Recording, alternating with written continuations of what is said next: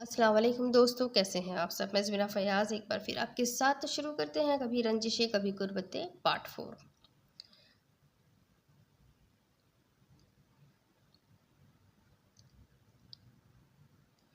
वो कपड़े चेंज करके कमरे में दाखिल हुआ। अंदर दाखिल हुआ तो वो बेड पर नहीं थी। उसने आगे पीछे निगाहें दौड़ाई तो वो नीचे जाए नमाज पर सजदे की सूरत में पड़ी सिसक रही थी। ज़ावियार धीमा से चलता बड़ी मुश्किल से उसके पास ज़मीन पर बैठा, क्योंकि उसका पूरा बाजू हरकत नहीं कर पा रहा था, जो उसके पास बैठने से भी नहीं उठी थी।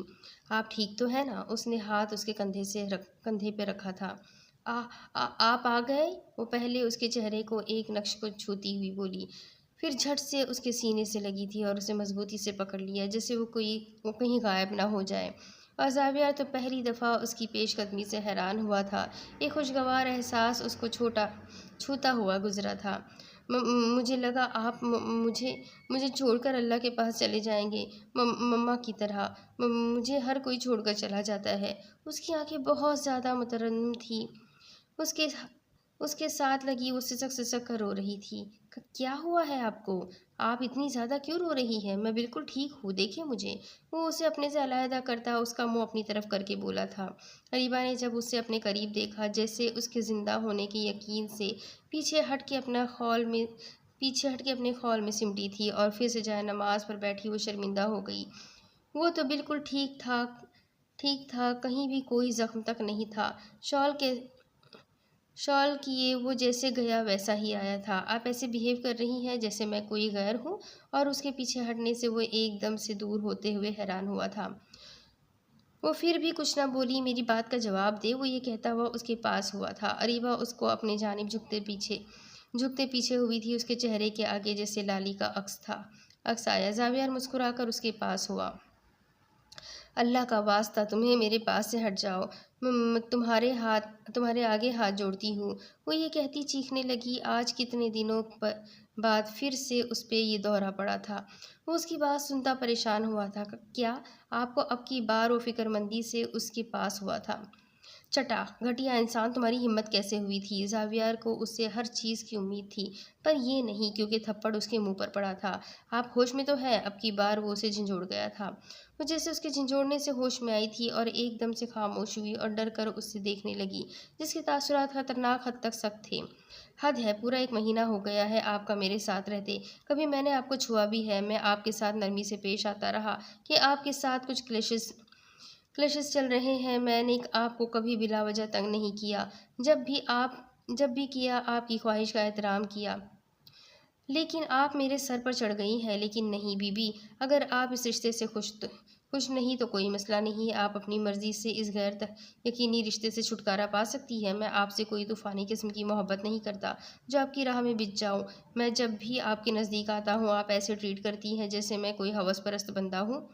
मैंने अपनी माँ-बाप की खुशी के लिए आपसे शादी की है। मैं मरा नहीं जा रहा था आपसे शादी के लिए, जिससे उसका ज़ब्त टूट पड़ा था। वो ये कहते हुए उठ के खड़ा होने लगा, लेकिन बाजू के दर्द की वजह से वो खड़ा नहीं हो पा रहा था। कंधे पे हाथ रखता हुआ वो वहीं बैठ गया था। क्या हुआ है आपको? अरीबा ने उसको अपने कंधे पर हाथ रखकर बर्दाश्त करते देखा तो जल्दी से उसके पास आई और उसके हाथों पर अपना कांपता हुआ हाथ रखा और उसके कंधे पर अपना जिस जो उसने अपने कंधे पर रखा हुआ था। आप दर्द दे जो आपका काम है, मरहम रखना आपके बस की बात नहीं। वो ये कहता उसका हाथ जोर से झटकता उठ खड़ा हुआ था। अब शॉल उतार के बेड पर बैठा। हरीबा ने एक नज़र उसे देखा, जिसके वाइट कुर्ते पर हल्का सा खून लगा हुआ था। ये क्या हुआ है आपको? वो हकला कर उसके पास आते हुए पूछने लगी। यकीन माने सिर्फ गोली लगी है, मरा नहीं हूँ। मैं कुछ देर पहले के अमल को पीछे छोड़ती उसके पीछे फिर से चली गई थी। अल्लाह ना करे आपको मेरी उम्र भी लग जाए। ज़ावियर मीर के लफ्ज़ों ने जैसे उसका दिल खींच लिया था। ये हमदर्दी कितनी देर चलेगी मिस अरीबा? 1 घंटा, 2 घंटा? वो अपने कंधे के दर्द को कंट्रोल करता तल्खी से बोला था। अरीबा उसकी आवाज़ से शर्मिंदगी की अथाह गहराइयों में चली गई थी। उसे अफसोस हुआ कि जितने भी उसे दौरे पड़े, वो उनके दौरान अरीबा को भी मार देती थी, लेकिन उसको वो कोई जवाब देता था। लेकिन इसको वो कोई जवाब देता कि दरवाज़ा नॉक हुआ तो अरीबा ने दरवाज़ा खोला। बीबी जी, ये साहब के लिए। मुलाजमा ने ट्रे उससे थमाई थी जिसमें अंडे, सूप और फ्रूट वगैरह थे। वो एक हाथ में ट्रे पकड़ती और दूसरे हाथ से दरवाज़ा बंद करती अंदर आई थी। उसको देखा जो अब शर्टलेस था और अपना कंधा देख रहा था जिस पर पट्टी हुई थी। वो अपने जख्म का मुआयना कर रहा था। वो पट्टी खोलने लगा था। ये आप क्या क्या क्या कर रहे हैं? ऐसे तो जख्म और ख़राब हो जाएगा। वो बहुत परेशानी में उसके करीब आई थी। तो होने दे, आपको क्या मसला है? वो तल्ख लहजे में बोला। उसने जल्दी से ट्रे साइड टेबल पर रखी और ख़ुद उसके कंधे पर ज़ोर से हाथ रख लिया था।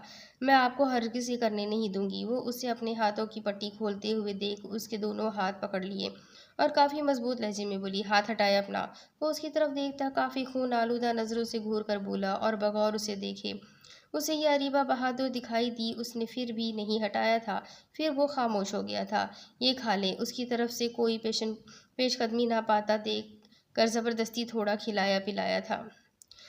सर्दी काफ़ी ज़्यादा, आप कोई चीज़ ले लें, नहीं तो आपको ठंड लग जाएगी।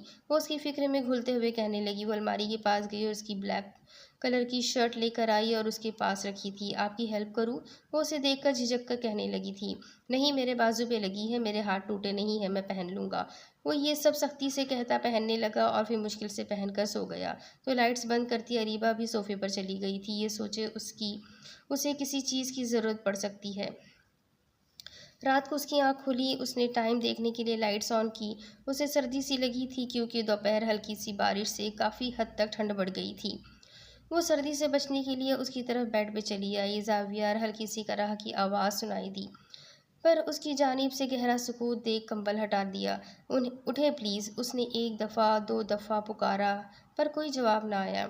ज़ावियर उठे प्लीज़। अब की ज़रा ऊंची आवाज़ थी लेकिन हुनूस खामोशी थी। उसका चेहरा बहुत ज़्यादा सुर्ख हुआ था। सांसें मामूल से हटकर तेज़ चल रही थी। उसके लबों के ऊपर पपड़ी सी जमी हुई थी। वो बहुत ज़्यादा खौफज़दा हो गई। आप ठीक है? उसका माथा और गाल छुआ वो तो जैसे तड़प उठी। उसका चेहरा किसी तंदूर की तरह तप रहा था। उसकी जान तो गोया सूली पर लटक गई थी। उसका दिमाग बिल्कुल काम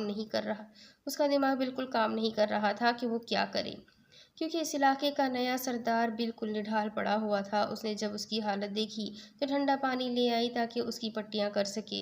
वो जो वो पानी जो उस हाथ से लेके आई बाथरूम से लेकर आई वो भी ठंडा था क्योंकि सर्दी की शिद्दत बहुत ज़्यादा थी। फिर उसने भिगोकर पहले उसकी कुशादा पेशानी पर रखी, फिर गाल पर और फिर हाथ पांव के तलियों पर। तकरीबन 1 घंटा वो पट्टियाँ रखती रही और साथ में आयत का वर्द भी करती रही और उस पर फूंकती रही। वो तप रहा था। कुछ देर बाद वो उसको अपने करीब देखा तो हल्की सी आंखें खोलकर उससे पानी मांगा। तो वो जल्दी से उठी और अपना फ्रिज छोटा सा पंजसूरा शरीफ लेकर आई, मजमुआ वज़ाइफ वाला, और उसमें से देखकर बुखार वाली आयत वगैरह दम करके फूका और अब फिर उसके पास चली आई और उसे हिलाया था। वो नकाहत के मारे उठ नहीं पा रहा था। उसने उसके हिलाकर उठाने की कोशिश की। वो थोड़ा सा उठा। वो उसे उठा भी नहीं सकती थी। वो इतना मजबूत चट्टानों जैसा सख्त मर्द था। उसने बमुश्किल अपने कमज़ोर बाजुओं से उसे सहारा दिया था और पानी पिलाकर उसका सर अपनी गोद में रखा था। उसका बुखार हल्का तो हो गया पर इतना ज़्यादा नहीं। वो शिद्दत के आलम में उसके ठंडे हाथों को थामता, कभी अपने गालों पर रखता तो कभी सीने पर। वो फिर उधर ही बैठी उस पर पड़ पड़ कर फूकते रही जब तक उसका बुखार टूटा नहीं था। उसके बुखार के असर को टूटता देखकर वो बेड क्राउन से टेक लगाकर सो गई थी। वो सुबह उठा तो अपना सर उसकी गोद में पाया। उठकर सही आंखें खोल कर देखी तो उसको शौक लगा और उसके आगे रात के मंजर घूमे थे। उसको एक नज़र देखा जो वह मुश्किल सो रही थी। वो बैठी बैठी ही सो गई थी। उसके एक घुटने पर पंजसूरा पड़ा हुआ था तो वो सारी रात उसकी फिक्र में घुलती रही। ये ख्याल आते ही उसके चेहरे पर लुत्फ भरा एहसास छू गया था। वाइट दुपट्टे में उसका गंदमी चेहरा चमक रहा था। उसका पंसूरा उठाकर पहले साइड टेबल पर रखा और उसके करीब होकर माथे पर लम्स छोड़ा था और उसको सीधा करके उसके ऊपर कंबल डाला और खुद बाहर निकल गया था। जिस तरह अरीबा ने उसका ख्याल रखा था वो उसके दिल में सारी बदगुमानी और रंजिशें निकाल गई थी। बस वो उसको अपने लिए लहजे का एहसास दिलाना चाहता था और उससे कुछ दूरी रखना बेहतर था। अरीबा सुबह 8 बजे उठी तो वो कहीं नहीं था। वो फ्रेश होकर नीचे आई तो आंटी और जाविया ब्रेकफास्ट कर रहे थे। सरदार मीर खान कहीं भी नहीं थे। आओ आओ मेरी बच्ची, बिस्मा बेगम उसको अपने पास बुलाते हुए बोली। वो उनके पास चेयर पर बैठ गई। जावी बता रहा था तुम्हारी तबीयत खराब थी। वो हैरान हुई कि जाविया ने झूठ क्यों बोला था, जबकि जावियार ऐसे बैठा हुआ था जैसे उसे जानता ही ना हो। सर्द सर सी निगाहें उस पर जमी हुई थी। रात वाली शिद्दत कहीं भी नहीं थी। उसकी आंखों की सख्ती देखकर वो डर गई थी। जी उस सर में दर्द तो इसलिए। वो नज़र झुकाते बोलकर उसके झूठ का मान रख गई थी। मम्मा कल आपको पता है मैंने चले जाना है, फिर क्या पता पूरे महीने की वापसी हो। वैसे बेटा मैं चाह रही थी कि तुम दोनों चले जाओ, वैसे भी तुमने काम से जाना है तो अरीबा को भी साथ ले जाओ। साथ में हनीमून विजिट भी और कंपनी का काम भी कर लेना। देखो मेरी बच्ची कितनी कमज़ोर हो गई है, वो अरीबा की फिक्र में घुलते हुए बोली थी। मामा अभी फ़िलहाल किसी को भी नहीं लेके जाना चाहता। बाबा के सर पर भी जिम्मेदारियां हैं, इसलिए मैं नहीं चाहता कि मैं उनको परेशान करूं। और मेरा दिल है अब मैं कई जिम्मेदारियों को कम करूं और उनका हाथ बटाऊं। वैसे मैं जब महीने बाद वापस आऊँगा तो इधर एक कॉलेज बनाना है जिसके प्रोजेक्ट्स मैंने शुरू किए हुए हैं। और मेरे इतने इल्म का क्या फ़ायदा, हम पढ़ लिख कर बाहर सेटल हो जाएं, अपने गांव में भी कोई फ़ायदा ना हो। और वैसे भी आज की लड़की पढ़ नहीं पा रही, फिर वो अपने हक के लिए लड़ नहीं सकती। कुर्ता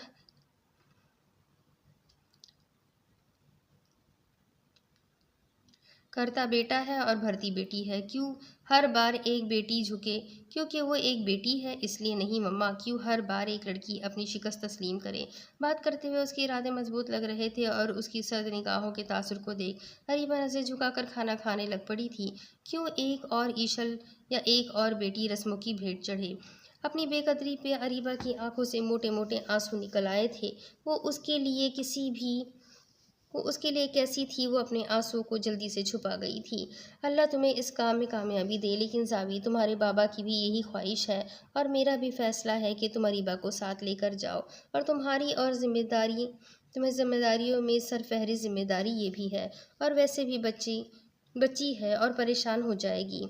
वो उसकी तरफ देखकर सख्त लहजे में कह रही थी। उनको देखकर और अटल लहजे को देख वो इनकार नहीं कर पाया था। बिजनेस टूर के साथ मेरी बहू को भी लेके जाओ। मेरी ख्वाहिश की एहतराम करो। माँ हूँ तुम्हारी। बातें करते करते आखिर में उनका लहजा सख्त हो गया था। इससे पहले मैं आपका बेटा हूँ, उसने उनको अरीबा के माथे पर प्यार करते हुए देखकर नाराज़गी से कहा था, क्योंकि उसे बहू सास का प्यार हजम नहीं हो रहा था। लेकिन मेरे पोते पोतियाँ और इस हवेली के वारिस ये पैदा करेगी, वो उसकी तरफ देखकर कहते हुए अंदर चली गई थी। उनकी बात पे अरीबा का मुंह सुर्ख हो गया था। आपका शुक्रिया कि आप सारी रात मेरे लिए जागती रही, और मुझे दुख हुआ कि आपने मेरी वजह से सारी रात जहमत उठाई है। पीछे टेबल पर अरीबा और वो ही बैठे रह गए थे जब उसने सुर्ख चेहरे को देखते हुए सर लहजे में कहा, फिलहाल मैं आपकी बीवी हूँ, आपकी हर तकलीफ़ मेरी तकलीफ़ है। जब तक मैं आपकी सरपरस्त में हूँ आपकी सारी जिम्मेदारियाँ निभाऊंगी, इसलिए मेरे शुक्रगुजार ना हो। और बात जब तलाक की होगी तो फिर वो और बात है। वो उसे रात वाली बात का हवाला देते हुए बोल रही थी। उसकी पुरएतमादी से एक लम्हे को वो चौंका था, लेकिन फिर उसकी बात पे लब भीज कर रह गया था। तो वो क्या अभी भी इस रिश्ते से छुटकारा पाना चाहती है?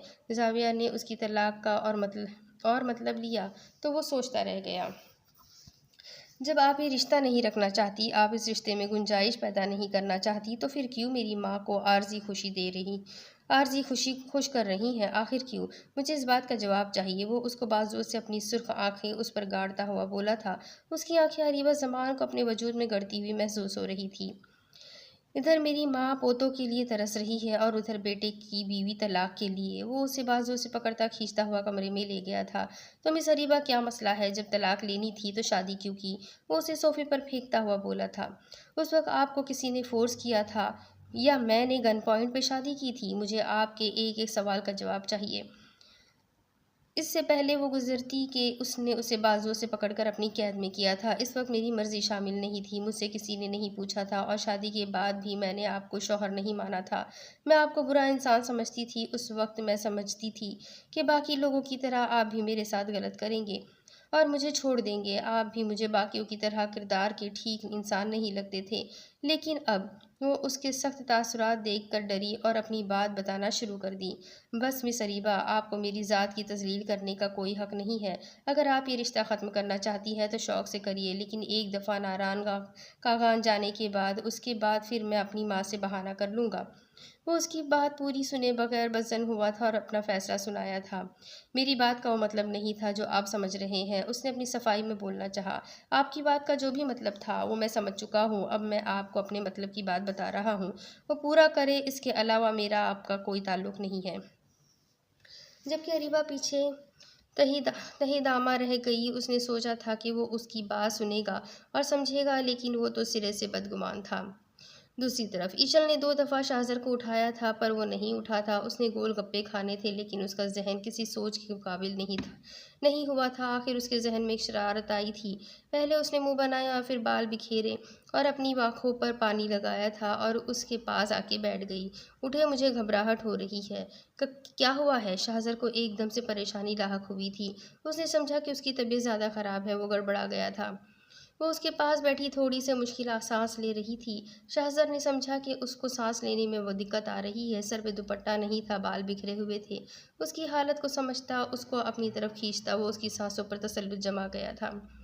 जबकि ईशल के तो होश ठिकाने लग गए। उसकी आंखें हैरत से फटने को तैयार थी। वो उसके सीने पर मुक्के मारने लगी थी, लेकिन वो हटने का नाम ही नहीं ले रहा था। फिर कुछ देर बाद छोड़ा था। कितनी देर बाद उसको छोड़ा? ईशल इस लम्हे को पछता रही थी कि जब उसने इस हरकत का सोचा तो उसे ये हरकत बहुत महंगी पड़ी थी। हटिए, मुझे आपसे बात नहीं करनी। वो उसके पास बैठी नाराज सी अपनी सांसें दुरुस्त करने की कोशिश करने में लगी थी। कभी कभी वाकई कंडीशन भी ऐसी हो जाती थी। डॉक्टर ने उससे कोई काम न करने को कहा था, इसलिए शाहज़र ने मुलाजमा को मुकम्मल मना किया हुआ था कि उसने कोई काम ना किया तो मुझे बताना। कोई भी काम किया तो मुझे बताना। ये लो, उल्टा चोर कोतवाल को डांटे। एक तो मोहतरमा की जान बचाई है, ऊपर से मुझसे ही खफा। वो उसके चेहरे पे बिखरते रंगों को देखते हुए बोला था। उसका चेहरा शर्म से ऐसे लाल हुआ कि फिर नजरें ना उठ सकी थी। वो मेरा दिल कर रहा था कि मैं खुली फिजा में सांस लूँ, इसलिए आपको उठाया है मैंने, ये तो नहीं कहा था। गोलगप्पे खाने हैं, वो उसके फूले हुए मुंह को देखकर बोला। सच्ची? आपको कैसे पता चला कि मैंने आपको गोलगप्पों के लिए उठाया है? एकदम से कहती वो जबान दांतों तले दबा गई थी कि उसके मुंह से सच कैसे निकल गया। वो अपनी इस मासूम बागड़ बिल्ली की चालाकी को देखकर मुस्कुराया था, क्योंकि उसने रात को गोलगप्पे खाने की फरमाइश की तो शाहज़र ने साफ लफ्ज़ों में इनकार कर दिया था कि कोई गंदी चीज़ नहीं खाना। अब उसने ये तरीका ढूंढा था कि वो उसकी तबीयत सुनकर परेशान हो जाएगा। तो फिर जल्दी करे ना, चले। किधर? वो उसकी तेजी देखकर हैरान होकर पूछे। गोलगप्पे खाने। वो बेड से उतरने लगी और साथ जवाब भी देने लगी। सुभान अल्लाह, सदके जाऊं मैं आपके। इधर कोई रेडी या स्टॉल लगा है जो मैं आपको लेके जाऊं? फिर मैंने आपसे बात नहीं करनी। मुझे बुलाइएगा भी मत, मैं नाराज़ हो रही हूँ। ठीक है, जाओ। शाहज़र ने उसे देखा जो अपने ऊपर कंफर्टर खींचती क्यूट क्यूट मुंह बनाते हुए बोल रही थी। पक्का हो जाऊं? फिर आपने मेरी मिन्नतें करनी है, लेकिन मैंने नहीं मानना। लेकिन मैं इसलिए आपको कह रही हूँ कि मैं आपको झुकता हुआ नहीं देख सकती। हो जाओ, मैं नहीं करूँगा मिन्नतें। शाहज़र ने अपनी मुस्कुराहट दबाई थी। फिर मैं हो रही हूँ, अब आपने मुझे बुलाना नहीं है। और कुछ देर वो वाकई ना बोली थी, और सच में कुछ देर उसकी आवाज़ ना सुनना न सुनता पाकर वो उसकी तरफ झुकाया था, जो अब बिल्कुल भी बोल नहीं रही थी। वो कमरे में लेटी हुई थी। मैं सो रही हूँ शाहू के अब्बा, और अब आपसे नाराज़ हूँ। प्रेगनेंसी के बाद जब कभी शदीद गुस्से में होती तो ये कहती थी। अमूमन वो शाह ही कहती थी। अब भी वो उससे रूठ कर कंफर्टर सर से पाँव तक लपेटे हुए थी, लेकिन उसके शाहू के अब्बा कहने पर उसके दिल में कई फीलिंग्स जगा गई थी। अच्छा, मुंह तो बाहर करो, फिर मैं कुछ बंदोबस्त करता हूँ। वो उसे लालच देते हुए बोला। खाइए मेरे सर की कसम, वो फिर से न रूठे आवाज़ में बोली थी। सर पर? सर फिर भी बाहर नहीं निकाला। हाँ, खिलाऊंगा, पर सर की कसम नहीं खाता। पर मैं सच कह रहा हूँ। सच्ची? उसकी संजीदा और पुख्ता आवाज़ सुनती वो सर बाहर निकाल गई थी और उसे देखा जो बिल्कुल उसके करीब लेटा हुआ था। मुच्ची, पर मेरी एक शर्त है। मैं खुद बना कर दूंगा, लेकिन मेरी शर्त माननी पड़ेगी। उसकी खुशी में इजाफा करते हुए उसका मान रख गया था। थैंक यू शाहज़र, आप बहुत अच्छे हैं। वो खुशी की शिद्दत से अपना मुंह उसकी तरफ करते हुए बोली और थोड़ी सी ऊपर होकर उसके गाल पर प्यार कर गई। जल्दी से शर्त बताए और फिर शर्त सुनकर उसका मुंह लाल हो गया। शाह की जहान, अपना मतलब तो मुझे मक्खन लगा के निकाल रही हो। मैं कैसे निकालूं? उसके कान में गंभीर लहजे में कहता उसकी नन्ही सी नाक पर बोसा दिया था और उसको देखने लगा था। देखे, वो उसकी नज़रों से खुद को छुपाने के लिए उसके सीने में सर दे गई थी। देख ही तो रहा हूँ कि अब तुम मोटी हो रही हो, उसकी गर्दन पे प्यार करते हुए बोला था। व्हाट? अब आप मुझे बुलाइएगा मत। वो उसे दूर होती फिर से लेट गई थी। वो उसको देखता रहा, उसके सरापे पे गहरी नज़र डालते हुए बोला, जो सच में भालू की तरह लग रही थी और अब शायद सीरियस वाली नाराज़ थी। उसको ऐसे देख वो कंफर्ट हटाया तो वो रो रही थी। अब क्या हुआ? कोई हल नहीं है? उसके आंसुओं को देखकर शाहजर ने नफ़ी में सर हिलाया था। छोड़े मुझे, आपने मुझे मोटी कहा है। वो उसके हाथ से कंफर्टर लेती फिर अपने ऊपर करते हुए बोली, मिसेस, कान में कोई मसला तो नहीं है? मैं मोटी नहीं, ब्यूटी कह रहा था। उसने उसके आगे बोला था। जाए अब तो मैं बिल्कुल बात नहीं करूँगी। आपने मुझे बहरी भी बना दिया है। हाय ये औरत, मैंने साथ में ब्यूटी भी तो कहा था। वो सर पीट कर रह गया था। एक मसला सर किया, दूसरा उसके सर पर आ गया था। वो अपनी शॉल उठाता बेड की दूसरी साइड पे आया, उसके सर से कंफर्टर उतारा, उसके ऊपर शॉल कराई और उसे किसी गुड़िया गुड़िया की तरह बाजुओं में नरमी से उठाया था। छोड़े। वो दिल में खुश होती मसनूई नाराज़गी से बोलने लगी, खामोश, अब आवाज़ ना आए। वो उसे हिदायत करता फ़ोन उठाता किचन में लेकर आया, आराम से किचन की स्लैब पर बिठाया। अब किचन के कैबिनेट में से मैदा निकालता, बर्तन में पानी लेते हुए आटा गूंदने लगा था। ईशल ने उसको ऐसे अपनी फिक्र करता हुआ देखा तो उसकी आंख से एक आंसू निकला था। ऐसे शख्स का ज़िंदगी में होना उसके लिए किसी नेमत से कम नहीं था। वो आटा गूंद चुका था, अब ऑयल गर्म करने के लिए रखा था, फिर उसको गोल गप्पों की शेप देता फ्राई करने लगा। हजरात, आपके गांव के सरदार शाहजर यूसुफजई अपनी बीवी के लिए रात 2:30 बजे काम कर रहे हैं, आइए और देख कर जाइए। वो बिल्कुल संजीदा होकर काम कर रहा था जब उसकी ज़िंदगी से भरपूर आवाज़ सुनी थी। उसको पलटकर घूर कर देखा, जिसने मुंह के आगे हाथ रखे हुए थे। वो उसे घूरता नफ़ी में सर हिलाकर दोबारा काम करने लगा था। गोलगप्पों वाला मसला सर हुआ तो वो मोबाइल पॉकेट से निकाल कर यूट्यूब से चटनी की रेसिपी देखता रहा था। चटनी तैयार करके और गर्म पानी में रखे हुए दही बड़े निकाले और उनका बाकायदा मसाला तैयार किया। जल्दी करें ना। जबकि ईशल के मुंह में पानी आ रहा था, वो बेसब्री से बोली, बस लो हो गया है। वो उसके पास गोलगप्पे लेकर आते हुए बोला, जल्दी करें ना। वो जबान मुंह पर फेरते हुए बोली। शाहजहां ने चम्मच उठाई और उसको हल्का सा तोड़कर मसाला भरा था। चलो मुंह खोलो, उसके मुंह के आगे गोल गप्पा रखते हुए बोला। हाय अल्लाह, आपको किसी ने नहीं सिखाया कि इसमें मसाला कैसे भरते हैं? उसके गोलगप्पे को चेक किया और बुरा सा मुंह बनाया। दे मुझे दे। वो गोलगप्पों में मसाला भर के डाला और खाने लगी। आप भी खाए ना। छठे गोलगप्पे में मसाला तैयार किया और शाहजर के मुंह में डाला। नहीं, मैं ऐसी चीज़ें नहीं खाता। वो उसकी मनमोहिनी चेहरे पर नजरें टिकाए हुए बोला। मेरी खातिर प्लीज़। वो उसके मुंह के आगे करते हुए बोली, एक तो तुम्हारी मासूमियत मेरी जान ले जाती है। शाहजर उसकी छोटी सी कारकर्दगी पर मुस्कुराया और मुंह खोला। पानी दो, पानी दो। एक खाने के बाद उसे लगा कि वो होश में नहीं रहा। उसमें इतनी मिर्ची मसाला था कि उसके कान नाक से धुआं निकलने लगा। आंखों से पानी आने लगा। उसे ऐसा लगा कि उसके हलक में किसी ने मिर्चियाँ ठूस दी हो। उसका बुरा हाल हो गया था।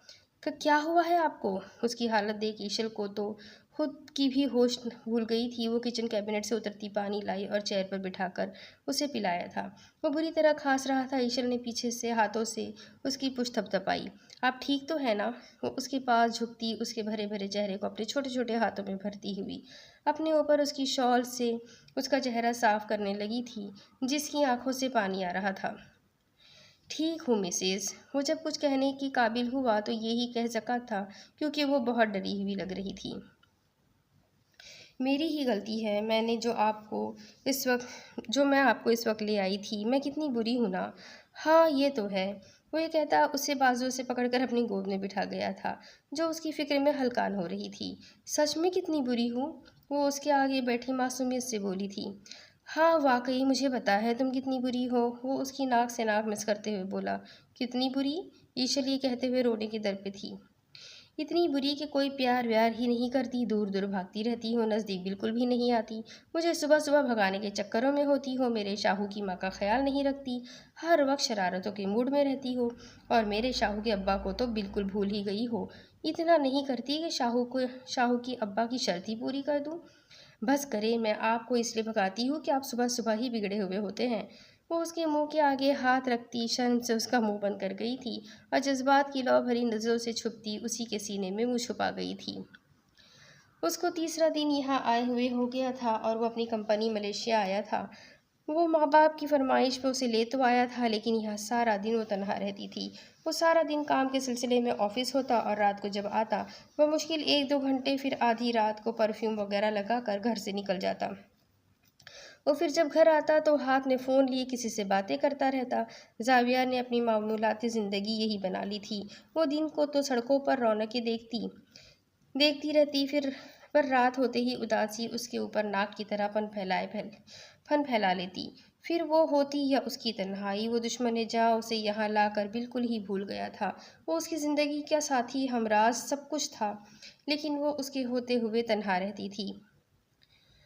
घड़ी 12 का हिंदसा पार कर गई थी जब उसे फ्लैट का दरवाज़ा खुलता हुआ महसूस हुआ। वो सोफे पे लेटती अपने ऊपर कंफर्टर डालकर सोती बन गई थी। वो दरवाज़ा खोलकर दबे पाँव अंदर आया तो उसको सोते हुए पाया। हर तरफ अंधेरा था, पास साइड टेबल पर लैंप ऑन था। लाइट इतनी थी कि सारे कमरे में रोशनी थी। तो वो उसके करीब चला आया, जबकि दूसरी तरफ अरीबा उसको अपनी तरफ आता देखकर अपनी नज़दीक उसने अपनी सांसें तक रोक ली थी। उठे, मुझे खाना दे। वो ये कहता उसे बाजू से पकड़कर हिला गया था, जबकि अरीबा को ऐसे लगा जैसे उसको किसी नंगी तार ने छू लिया हो। उसके बाजुओं पर पड़े लम्स से उसका सारा जिस्म जल उठा था। इससे पहले वो ये चेक करता कि वो सोई हुई है या नहीं, वो जल्दी से उठ बैठी थी। हरी अब जल्दी करे, वो ये कहता खुद बेड पर बैठ गया। जबकि अरीबा ने एक नज़र उसके हुलिये पे डाली। गिरेबान के 3 बटन खुले हुए थे और बाल बिखरे। जो पहले सही तैयार होकर निकला था, अब हालत बिखरी हुई थी। वो उसकी हालत देखकर जल के राख हो गई। जबकि उसका चेहरा गुस्से से लाल हुआ था। वो ये कहना चाहती थी कि पहले ऑफिस, फिर सारा दिन आवारागर्दियाँ करना, उसे सारा दिन खाना खाने का टाइम नहीं मिलता था। अब रात के इस टाइम में वो उससे खाना मांग रहा था। वो उसकी मुलाज़िमा थी जो उसकी ज़रूरतों का ख्याल रखती। उससे अच्छी तो वो हवेली में थी, कम से कम खुश तो थी। वो इतने से वो उसे इतने बड़े मुल्क में ले तो आया, पर एक किस्म का उसे कैद करके चला जाता था। उठेंगी या आपको उठा के किचन तक छोड़ कर आऊँ? वो उसके चेहरे के तपे हुए तासरात देखते हुए बोला। नाश्ता बनाऊँ या आपके लिए डिनर? उसके मोबाइल की घड़ी में टाइम देखकर नरम गरम काटदार लहजे में बोली। आपका जो दिल करे, सादा सा बंदा हूँ, कुछ भी खा लूँगा। वैसे मुझे इतनी भूख भी नहीं है। वैसे मैं अपनी एम्प्लॉय के साथ डिनर। वो उसके जले हुए तासुरात देखता मोबाइल में गुम होते हुए वो ये कहता अपनी बात अधूरी छोड़ गया था। फिर आप खुद ही ले आए। मुझे क्यों उठाने की जहमत की? मैंने बिल्कुल भी नहीं उठना। वो जैसे ज़िद्दी होकर बैठ गई थी। ठीक है, आप और क्या करना चाहती हैं? और कोई काम तो कर दें मेरा। वो एकदम से उठता उसके पास सोफे पर आया था, जो एक हाथ अपनी गोद में रखे हुए एकदम से परेशान हो गई थी। चले बताए। वो उसके नज़दीक होता उसकी कमर पर घेरा सख्त कर गया था। छोड़ दे। उसकी हाथ की गिरफ्त अपने दुपट्टे पर बढ़ते हाथ को देखकर खुद को छुड़वाने की भरपूर मज़ाहमत करने लगी। जब उसको बहुत खौफज़दा होते देखकर वो एकदम से छोड़ता बाहर लाउंज में निकल गया था। उसे अरीबा पर बहुत गुस्सा आया था। वो उसके और अपने रिश्ते को देखना चाहता था, लेकिन वो ऐसे रिएक्ट करती थी कि जैसे वो उसके साथ ज़बरदस्ती कर रहा है। वो लाउंज के सोफ़े पर अपनी शॉल कर लेता आंखें बंद करता लेट गया था। जब थोड़ी देर बाद उसके उसके टेबल के पास रखती खाना रख गई थी। खाना खा ले। वो पानी का गिलास लेकर आई। ले जाओ, मैंने नहीं खाना। अरीबा ने देखा, जिसने बंद आंखों से ही जवाब दिया था। मुझे नींद से उठाकर अब नखरे करने का क्या फ़ायदा? वो गुस्से से तपकर बोली। मेरा दिमाग चाटना बंद करे और यहाँ से चलती बने। ये ना हो कि मैं गुस्से में आके कुछ गलत कर बैठूँ। जाविया उठ बैठा था। उसने उसे उससे निकल जाने का कहा था, गोया दूसरे लफ्ज़ों में कह रहा हो, दफ़ा हो जाओ। वो ग्रीन और रेड इम्तिजाज फ्रॉक में क़यामत लग रही थी। वो चाहता तो उस पर अपना हक जता सकता था, लेकिन वो उसको तोड़ना नहीं चाहता था। वो इतने दिनों बाद उसके सामने खड़ी एतमादी से बोल रही थी। वो नहीं चाहता कि वो उसकी ज़ात के गुरूर को तोड़े जो कि पहले ही टूटा हुआ था, लेकिन वो उसको अपने करीब भी नहीं आने देती थी। वो थक गया था उस जायज़ रिश्ते से नज़रें चुराते चुराते। चली जाए, 1 मिनट में अपनी शक्ल गुम करे, गेट आउट। वो दहाड़ा क्योंकि वो कब से खड़ी उसका ज़ब्त आजमा रही थी। अब मैं आपको क्यों अच्छी लगूंगी जब बाहर से अपनी हवस पूरी करके उसने उसके गाल पे लगी लिपस्टिक देख भड़ास निकालनी चाहिए। और अरे बा, वो नज़दीक आता पूरी कुव्वत से 3-4 थप्पड़ लगाता हुआ दहाड़ता हुआ बोला, आप मेरे बारे में इतना घटिया सोचती है? शर्म आनी चाहिए आपको। बताए कब करीब आया मैं आपके? बताइए कब किया मैंने हवस का मुजाहरा? सारा सारा दिन मैं घर से बाहर रहता हूँ, रातों को कभी ऑफिस में तो कभी सड़कों पर आवारागर्दियाँ करता हूँ कि आप मेरी वजह से परेशान ना हो। आप मेरी वजह से ना डरे। जायज़ हुकूक होकर आपके करीब सिर्फ इसलिए नहीं आता क्योंकि मुझे डर लगता है कि मुझसे कोई ऐसी हरकत ना हो जाए जिससे आपके चेहरे पर खौफ ना हो। पर आप मुझे हवस परस्त समझती हैं तो क्यों क्यों ना ये हवस आपसे? ना ना प्लीज़। वो जो उसके थप्पड़ों से संभल ना सकी नीचे गिरी थी, उसको अपने पास झुकते देखकर डर से बोली थी, नहीं, हवस परस्त इंसान हूँ, कुछ तो करूँगा। जब आप मुझे हवस परस्त समझती है तो क्यों ना इस बात का अमली मुजाहरा हो जाए। उसकी कलाई को मरोड़ता हुआ बोला था, नहीं, प्लीज़ मुझे मुझे माफ़ कर दे। कहते कहते तो आप कहते हैं आपके पाँव पड़ जाती हूँ। वो सरासीमगी से उसकी तरफ देखती हुई बोल रही थी, ना ना, इतनी जल्दी माफ़ी नहीं। अरीबा बीबी, आपको मेरी गुजरती रातों का हिसाब देना होगा, जो आपकी वजह से मैंने रातें सड़कों और ऑफिस में गुजारी हैं। उसकी रगें तनी हुई थी। मैं जब जब आपके करीब आता तो न जाने जब्त के कितने पहरे बिठाकर रखता हूँ, और आप दूर जाकर मज़ीद मुझे आज़माती हैं। ये जो आपके और मेरे दरमियान लंबे फासले हैं, मैं ये चाहूँ तो एक पल में मिटा दूँ। एक पल, महज एक पल लगेगा। मैं आपको और ख़ुद को एक कर लूँगा और आप देखती रह जाएंगी। वो अपनी सुरमई आंखें उस पर गाड़ते हुए बोला था, जब मैं आपके साथ रहना नहीं चाहती तो फिर आपके दिल में क्यों मेरे साथ की तलब है? ये कहते वक्त अरीबा की आंखें उसके लफ्ज़ों का साथ नहीं दे पा रही थी। अब समझ आ गई है मुझे क्यों आपको मेरे साथ की चाह नहीं है, इसलिए आपके दिल में अभी तक शाहजर। ज़ावियर, प्लीज़ स्टॉप इट। अब आप एक लफ्ज़ भी नहीं कहेंगे। वो उसकी बात बीच में काटती हुई चीखी थी। अरीबा उसकी सांसों की तपिश अपने चेहरे पर महसूस कर रही थी। नहीं मिस अरीबा, मैं इतना बच्चा नहीं हूँ जो इन चालाकियों को नहीं समझ सकूँ।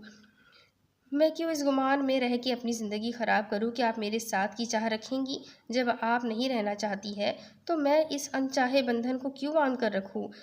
वो अपने आप को कंट्रोल करता फैसले की आखिरी नहज पर पहुंचा था। मैं ज़ावियर मीर अली ख़ान वल्द अरीबा ज़मान यूसुफ ज़ई को नहीं, प्लीज़, आप लफ्ज़ नहीं बोलेंगे।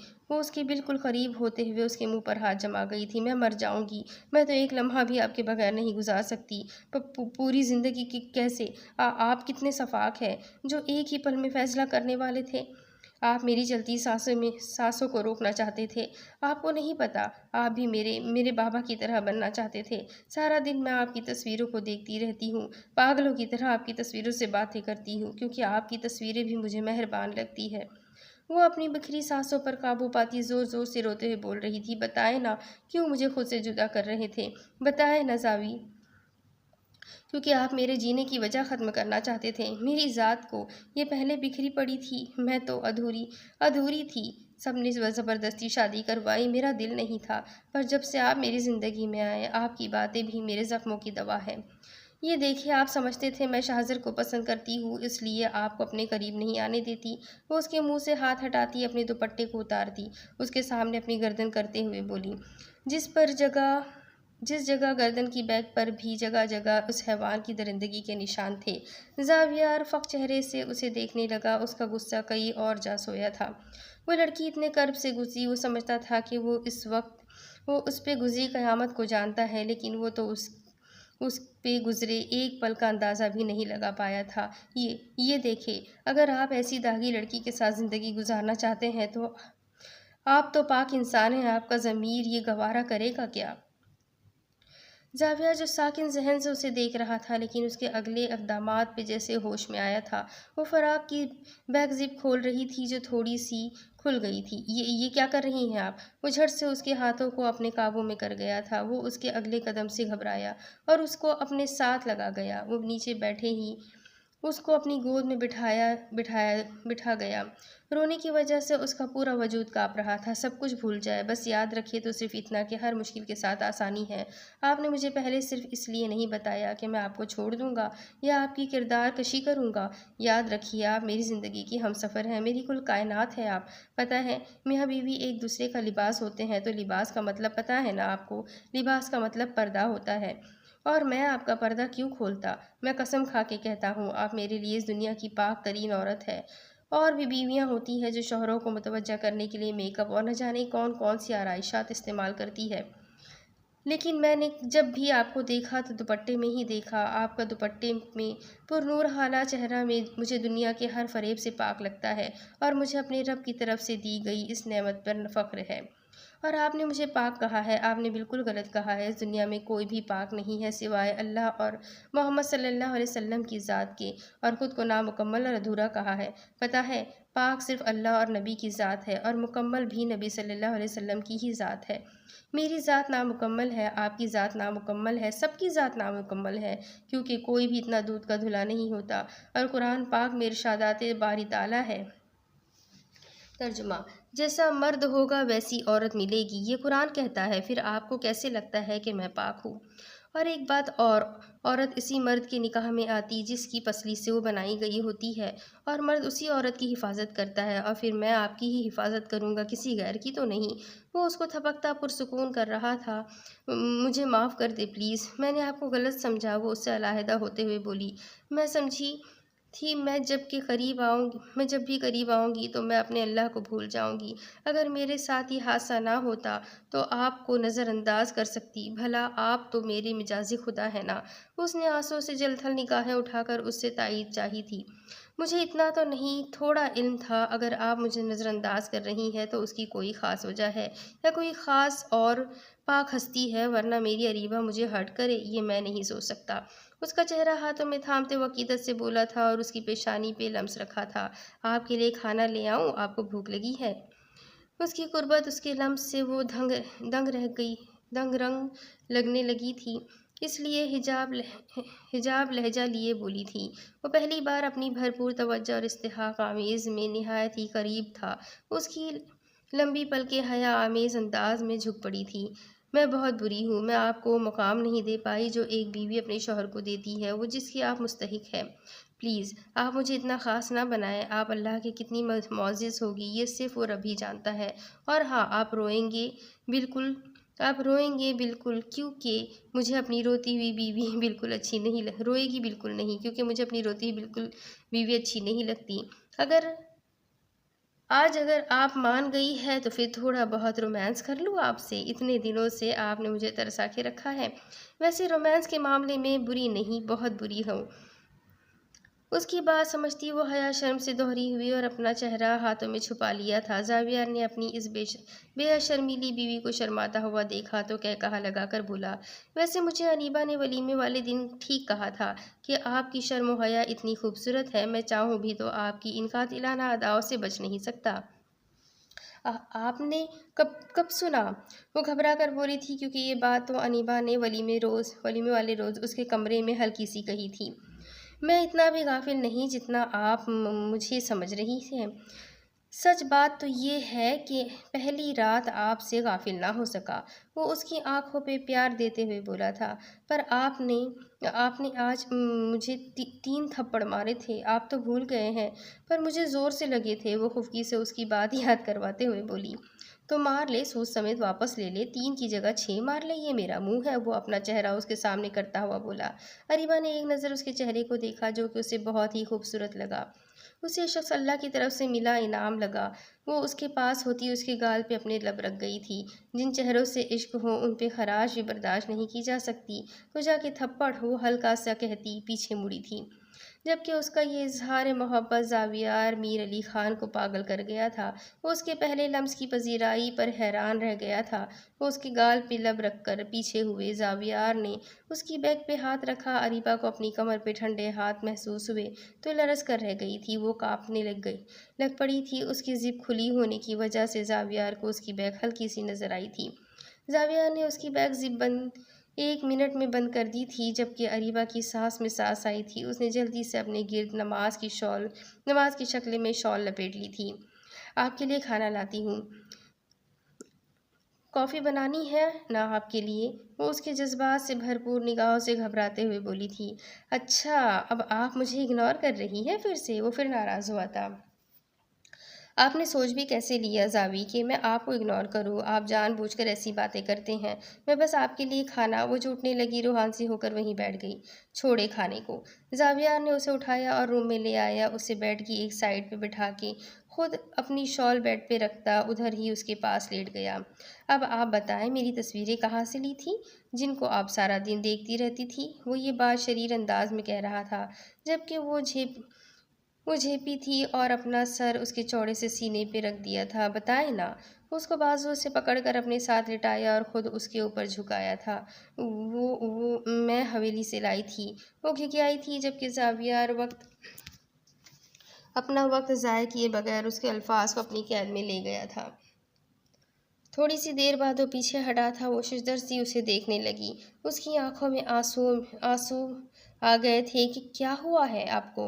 अरीबा एकदम से निगाहें फेर गई थी। जाविया ने उसकी निगाह फेरना महसूस किया तो संजीदगी से पीछे हटा था और उठते ही जब उसे कॉलर से पकड़ती हुई उठ बैठी थी, वो खुफकी से बोलती उसे अपनी तरफ मायल कर गई थी। एक तो आप छोटे बच्चों की तरह जल्दी नाराज़ हो जाते हैं, तो आप मुझे सच ही इतना करती हैं। मैं भी तो इंसान हूँ। ये कहते हुए उसके आंसू अपने लबों से चुन लिए थे और उसको साथ लिए लेट गया था। अब आपने नखरा किया तो मैंने आपको इतनी लगानी है कि आपकी नस्लें याद रखेंगी। थोड़ी देर सो जाए, फिर नमाज पढ़नी है हम दोनों ने। वो उसके माथे पे लब रखता हुआ बोला था। तकरीबन 10 मिनट बाद अरीबा सो गई थी तो उसकी सांसों की आवाज़ सुनी तो उसने उसकी गिर्द लिपटी शॉल देखी, जो उसने सही तरह से लपेट रखी थी। हद ही खत्म है आप पर भी। ये बोलकर उसने नफ़ी में सर हिलाया था। मेरे नज़दीक आने पर मोहतरमा की सांसें बंद होती हैं और अपनी बड़ी शॉल लपेट कर गोया उनको सांस मिलता है। वो उसकी शॉल उतार कर साइड पे रखता बड़बड़ाया था। वो उसके सर के साथ सर रख कर पुरसुकून होता ही निगाह उसके गर्दन के ज़ख्मों पे जा पड़ी थी, जिस पर गलीज़ शख्स की बेगैरती के निशान थे। वो मर भी गया था, लेकिन ज़ावियार के लिए जैसे दुनिया हिल गई थी। उसका दिल कर रहा था कि उसे कब्र से निकाल कर इतने टुकड़े करे, उसकी रूह भी पनाह मांगे। इतनी बड़ी क़यामत सहकर अगर वो ऐसा रिएक्ट करती थी तो वो ठीक ही करती थी। अरीबा कभी भी उस पर अपना आप ना खोलती और ना ही वो उसकी साइकी जान पाता। लेकिन अनीबा ने उसे फ़ोन करके कहा था कि भाई मेरी बहन पागल है। वो कभी आप पर अपना आप नहीं खोलेगी। वो अपनी अना में घुट कर जी लेगी और दिल में ही बातें रख कर मर जाएगी। भाई, वो पागल लड़की अपना घर ख़राब कर लेगी। प्लीज़ भाई, आप उसे मत छोड़िएगा। एक बात है, मेरी बहन है तो मुझे पता है उसे अपना इग्नोर करना बहुत बुरा लगता है।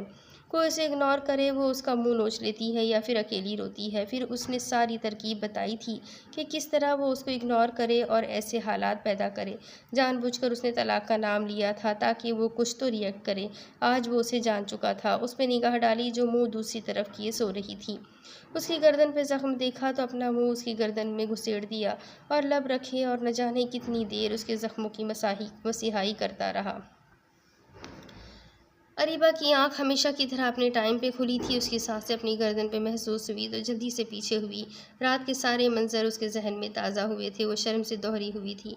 उसने अलहदा होना चाहा, लेकिन उसके मुंह को अपनी गर्दन में घुसा देखकर और उसका बाजू अपने गिर्द लिपटा देखकर पहले उसके बाजुओं को हल्के से अपने ऊपर से हटाया था और उसके पास से उठी थी। एक निगाह उस पर डाली जिसकी शर्ट के 3 बटन खुले हुए थे। उसे ढेरों शर्म आई। वो उसके पास हुई और कांपते हाथों से उसकी शर्ट के बटन बंद किए थे और बड़ी मुश्किल से उसकी गर्दन सीधी की थी। वो उस शानदार शख्स को देखने लगी जो कि पूरा का पूरा उसका था। उसकी कुशादा पेशानी पे आज एक बल भी नहीं था जो कि वो हमेशा से देखती आ रही थी। वो उसका महरम और मुहाफिज था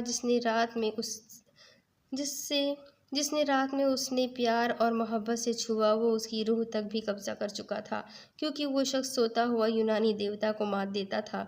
वो उस शख्स की खूबसूरती की वजह से उसकी दीवानी नहीं हुई थी, बल्कि उसकी इज्जत देने की वजह से उसके करीब हुई थी। उसका एक हाथ उसके सीने पर पड़ा था और सर के पीछे बांधा हुआ था। वो उसका हाथ हटाती बगैर सोचे समझे उसके दिल के मुकाम पर अपने लब रख चुकी थी।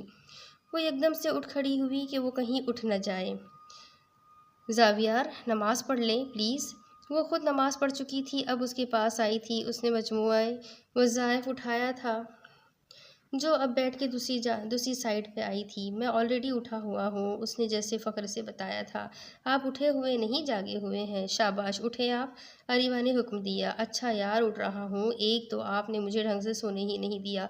कभी इधर प्यार उठते हुए दिल पे इशारा करता हुआ बोला था। जो पटर पटर बोल रही थी, उसने उसे बोलने के काबिल नहीं छोड़ा था। आज मुझे पता है आप शरीफ है नहीं सिर्फ बनते हैं। वो मशकूक होकर बोली। शरीफ हूँ तो सिर्फ बीवी बीवी पर ठग झाड़ूंगा, कोई यहाँ की गोरी मेम से नहीं ना। ज़ावियर प्लीज़ नमाज़ पढ़ लें, इससे पहले मैं आपको गंजा कर दूँ, फिर हर किसी से ठग झाड़ते रहिएगा। ओके जा रहा हूँ मैं। मुझे नमाज़ पढ़ना मंजूर है, लेकिन अपने बच्चों का गंजा पापा बनना मंजूर नहीं। वो शरारत से कहता कपड़े लेता हुआ चला गया। थोड़ी देर बाद वो नमाज़ पढ़ के आया तो हर रोज़ की तरह उसकी आंखों से आंसू बह रहे थे। जो साथ सूरह रहमान पढ़ रही थी और साथ रो रही थी। वो उसके पास बैठा उसकी तिलावत सुन रहा था। उसने आयत का लास्ट पढ़ा तो ज़ाविया ने पंचसूरा लेकर उसके सूटकेस में रख के आया था और वापस आके देखा तो वो खाली खाली निगाहों से अपने गोद में रखे हाथों को देख रही थी। ज़ाविया ने गहरी सांस खींची, उसके पास बैठकर उसका हाथ गोद से हटाया, अपना सर उसकी गोद में रखा। अब क्या है, आपको हर वक्त रोना ज़रूरी समझती है क्या? वो उसके हाथ अपने बालों पर रखता हुआ बोला था। पता है सूरह रहमान में है कि वो औरतें जन्नत की हूरें होंगी जिनको उनके शौहरों के सिवा किसी मर्द ने नहीं छुआ। वो ये कहती फिर से फूट फूट के रोई थी। ओ ओ एक तो आप कसम से, आप ना, मैं अब क्या कहूँ। वो फिर से उठ बैठा था। आपको दुख इस बात का है कि आप जन्नत की हूर नहीं होगी, या इस बात का है? वो अपनी बात अधूरी तो छोड़ गया था, लेकिन अहम बात यह है आप खुद तो ऐसी नहीं थी। आपका किरदार तो ठीक था ना। और जो गुनाह हमसे जाने अनजाने में सरजद हो जाते हैं, उनका अल्लाह ने रास्ता बताया है। आप पर्दे में रहेंगी तो अल्लाह आपकी खुद हिफाजत करेगा। वो उसे साथ लगाते दिलासा दे रहा था। ज़ावी आप मुझसे मोहब्बत तो करते हैं। वो उसके बार बार दिलासा देने से अपने दिल का खशा लबों पे लाई थी। किसने कहा मैं आपसे मोहब्बत करता हूँ? मुझे आपसे मोहब्बत नहीं है। सच में आपको मुझसे मोहब्बत नहीं है? उसके सीने से सर उठाते हुए जलथल निगाहों से यूँ बोली। नहीं, सच में मुझे आपसे मोहब्बत नहीं है, मुझे आपसे अकीदत है। और जिनसे मोहब्बत हो अकीदत उनकी निगाहों में नज़र आती है। वो उसकी आंखों को अपने लबों से छूता उसे मुअत्तर करता हुआ बोला था। मोहब्बत में हवस आ जाती है, लेकिन अकीदत में हवस नहीं होती। और मैं कहता हूँ अकीदत मोहब्बत का ही कोई मकाम है। चले शाबाश नाश्ता करें, फिर आपको घुमाने लेकर जाऊंगी। मेरी शहजादी सिर्फ मेरी तस्वीरों से बातें करती थी, आज मैं सारा दिन साथ रहूँगा। पर मुझे हुजूम से डर लगता है। कोई नहीं, आज आपका बहाना नहीं चलेगा, मैं आपके साथ हूँ ना। तो फिर क्यों डरेंगी? अभी तो आपका मेरा एक हुजूम आएगा, उससे भी डरेंगी क्या? कौन सा हुजूम? वो हकलाई थी। एक तो इसकी कुर्बत और दूसरा उसकी बातें थी। 10 बच्चों का हुजूम? वो उसे कहता सर से पाँव तक सुर्ख कर गया था। आप निहायत ही बेशर्म इंसान है। वो उसके सीने पर मुक्का मारते हुए पीछे हटी थी। और अपनी इस बेखूबी पे मुझे फ़क्र है। और अपनी इस खूबी पर मुझे फ़क्र है। कम से कम 10 बच्चे तो आएंगे ना। मैं नाश्ता बनाने जा रही हूँ। 10 क्या 20 बच्चे आए ले आए। वो ये कहकर कमरे से निकल गई जब अपने पीछे उसका कहकहा महसूस हुआ। दूसरी तरफ आज यूसुफजई हवेली में खुशियों का समा था। इधर ही टेंट लगे देगे बन रही थी। मुलाजमों के चेहरे भी आज देखने लायक थे। आज से 7 दिन पहले इस खुशियों के तन्हा वारिस इस दुनिया में तशरीफ़ लाया था। अनीबा, अरहम, अरीबा, ज़ावियर, मीर अली ख़ान, बसमा खातून सारे इधर आ गए थे। वो इस नन्हे और इकलौते बच्चे के लिए कीमती कीमती तोहफे लेकर आए थे। शाहू कहाँ है? वो रोने वाली हुई थी। यार नीचे लेके गए हैं, उसमें रोने वाली क्या बात है? ज़रा तुम्हारे नौजवान की टंड करवानी है। वो उसे उसके पास बैठता हंसता हुआ बोला था। वो उसको साथ लगा गया था। अब 14 साल बाद आज परीज़े ज़ाविया मीर अली ख़ान का हकीका था। वो 7 साल की हो चुकी थी, जबकि शाहवीर यूसुफजई 14 साल का था। वो इस हवेली में चंचल और शौक शरारत थी। वो बाबा और अपने दादा की जान थी। सारी तकरीबात ख़त्म हो चुकी थी जब बीजान ने सबको अपने पास बुलाया था। आज मैं सबको एक ख़ास मकसद के लिए बुला रही हूँ। मैं चाहती कि अपने पोते और नवासी का रिश्ता पक्का कर दूँ। वो बात को जोड़ते हुए बोली थी, नहीं बीजान, माजरत, मैं इस बचपन के रिश्ते के हक़ में नहीं हूँ। बचपन के रिश्तों से बच्चों के दिल टूट जाते हैं। अगर बिलफर्ज शाहू बड़ा हुआ तो फिर उस रिश्ते पर एतराज़ करेगा, उसे कोई और पसंद आ जाएगी। उसने लफ्ज़ों में कहा था, पर बच्चे कुछ तो ख्याल करो ना। ये रिश्ते मैं इसलिए तय कर रही हूँ ताकि दोनों ख़ानदानों की मोहब्बत मिसाली रहे, कोई भी टूटने ना पाए। ठीक है बीजान, मेरी एक शर्त है, परी और शाहू का रिश्ता हो जाए, लेकिन मेरी बेटी को इस बात का पता नहीं चलना चाहिए। मैं नहीं चाहती कि मेरी बेटी बड़ी होकर किसी किस्म का भी बुग़्ज़ रखे। अगर आप रिश्ता करना चाहती तो मुझे कोई एतराज़ नहीं, लेकिन मैं माँ हूँ तो अपनी बेटी को टूटता हुआ नहीं देख सकती। वो परी को देखने लगी जिसको ज़ावियार ने उठाया हुआ था। वो उनका एकदम से मुरझाता चेहरा देखकर उनकी बातों का मान रख गई थी। सबके चेहरों पर मुस्कुराहट आ गई थी। तो ठीक है, ये छोटी सी शर्त परी को कैसे पता लगेगा? जब वो बालिग हो जाए तो तुम बता देना। और वैसे भी मैं निकाह कर रही हूँ क्योंकि इनकी शादियों तक क्या हम जिंदा रहें या ना रहें, इसलिए मैं इनका निकाह बचपन में करना चाहती हूँ। शाहू इतना छोटा नहीं है जो समझ ना सके। पर बीबी जान, मेरी परीज़ें तो बहुत छोटी है, इतना जल्दी तो मैं इनका निकाह नहीं कर सकती। कोई इतनी बात नहीं है अरीबा जितनी तू डर रही है। ज़ावियार बेटा, तो काजी को फ़ोन करो। उन्होंने उसे नर्म लहजे से कहा था। बिस्मा और ज़ावियार यूसुफ़ज़ई उनके फ़ैसले से खुश हुए थे। फिर 2 घंटों में नन्ही परीज़े और 13 साला शाहू का निकाह हो गया था। शाहू तो समझता था, लेकिन परी खुश हो रही थी और तालियां बजा रही थी। पापा, परी अब मेरी गुड़िया है ना? परी मेरे साथ रहेगी ना? दादू कह रही है ना कि परी शाहू की है? निकाह के बाद शाहू ने अपने पापा से कहा था। देख लो बेशरम को, वो बच्चा बहुत तेज तरार और ज़हीन था। हकीकत भी कभी छुपती है। शाहज़र ने हैरान होते हुए ईशर और ज़ावी को बुलाया था। उसकी बात पे सब ने कहकहा लगाए थे। सबके चेहरों पर इत्मीनान था। आज सब चेहरे पुरसुकून थे। खुशियों भरी जिंदगी में अब सबकी राय आसान थी। इन सब ने जितने दुख देखे थे, जिंदगी की इन परेशानियों ने उन्हें तोड़ने की बजाय और मजबूत बनाया था। हर गुजरे लम्हे ने उन्हें कोई ना कोई सबक दिया। हालात बदलते रहते हैं, रिश्ते बदलते रहते हैं। अक्सर हम जो चाहते हैं वो नहीं मिलता, और जो हमसे खो जाता है वो रब इससे बेहतरीन होकर नवाजता है। बस अगर समझने की कोशिश करें, जो हमने पाया होता है वो भी ख़ास होता है। बस किस्मत लिखने वाले से शिकवा मत करो, वो सब कुछ जानता है, किसको क्या देना है और कितना देना है। वो लोग सख्त नहीं होते, बस उनके साथ कुछ ऐसा होता है, कुछ हालात ऐसे होते हैं कि वो ज़िंदगी की तलखियाँ सह सह कर सख्त हो जाते हैं। बस इस रब पर यकीन रखो, वो बेहतर लेकर बेहतरीन से नवाजता है। ख़त्म शुद्ध। तो ये कहानी यही ख़त्म होती है। उम्मीद करती हूँ आपको ये स्टोरी भी ज़रूर पसंद आई होगी। ये रिक्वेस्टेड नावल थी। रिक्वेस्ट करने वाले का भी शुक्रिया। बहुत प्यारी नावल थी। उम्मीद करती हूँ आप सबको अच्छी लगी होगी, और अगर अच्छी लगी है तो अपने कॉन्टेक्ट्स में शेयर ज़रूर करें। अपने लोगों से भी कहें कि चैनल को सब्सक्राइब करें और अपनी अपनी रिक्वेस्ट की कहानियाँ मुझे ज़रूर बताएं। मैं ज़रूर उसको पढ़ने की कोशिश करूँगी। तो चलते हैं, मिलेंगे एक और नए नावल के साथ। तब तक के लिए अल्लाह हाफ़िज़।